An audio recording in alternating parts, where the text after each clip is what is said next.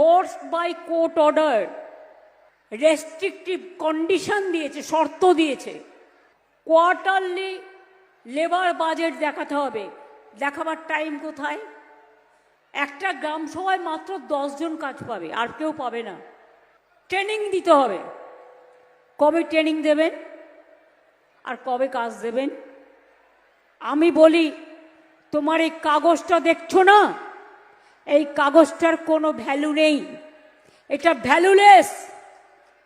আবার আমরা ক্ষমতায় আসব, কর্মশ্রী 75 দিন এবারে কাজ হয়েছে, 70 দিন হয়ে গেছে, আরো 75 থেকে 80 দিন করব, আর 100 দিনের কাজ বাংলায় করবে। তোমাদের ভিক্ষে আমরা চাই না।